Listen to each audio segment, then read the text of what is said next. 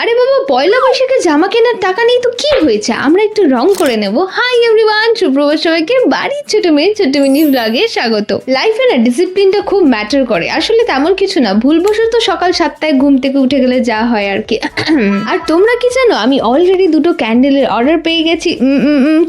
মানে এক কথায় বলতে পারো এই আনন্দেই আজকে ঘুমটা একটু তাড়াতাড়ি ভেঙে গেছে। তাই বেশি দেরি না করে ঝপঝপ করে বসে গেছিলাম স্ট্রবেরি ফ্রেগ্রেন্সের 2টো ডেজি ক্যান্ডেল বানাতে। তারপর স্নান কমপ্লিট করে লাঞ্চে একটু হিলস অফিস আর একটু মিষ্টি দই খেয়ে আমি চললুম আমার কাজে। দেখো সামনে পয়লা বৈশাখ আর হামারা পকেট তো গড়কা মাঠ, তাই ভাবলাম এই ম্যারি টি শার্টটাকে একটু পুকি স্টাইল করা যায়। মৌলজা শুধু নিন্দা বন্ধ করলেই হবে?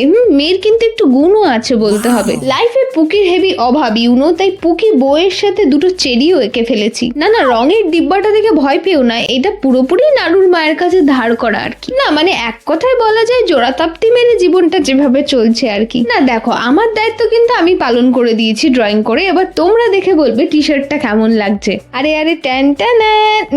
তোমরা 10-এ কত দেবে বলো তো আমার এই পুকি টি শার্টটাকে, কমেন্টে জানাও। এরপর কাজ কমপ্লিট করে 30 মিনিটসের ন্যাপ নিয়ে আমি রেডি হচ্ছি জিমের জন্য। আর তোমাদের অনেকেরই প্রশ্ন ছিল আমি ওয়েট লসের জন্য এক্সারসাইজ করি নাকি ফিট থাকার জন্য। সত্যি বলতে আমি ওয়ার্কআউট করি মাত্র 2টো জিনিসের জন্য। ফার্স্ট অফ অল ফিট থাকার জন্য, আর দ্বিতীয়ত আমার ড্রিম ফিগারটা অ্যাচিভ করার জন্য। শেষমেশ যদিও এরকম ভয়ঙ্কর ঝড় বৃষ্টির জন্য আজকের ওয়ার্কআউটটা তো পুরো কমপ্লিট করতে পারিনি। তো আচ্ছা চলতা হো দুয়া আমি ইয়াদ রাখ না। এরকম দুষ্টু মিষ্টি সিরিজ দেখতে হলে কিন্তু বাড়ির ছোট মেয়েকে সাবস্ক্রাইব করতে ভুলো না। টাটা সবাইকে, হুশ।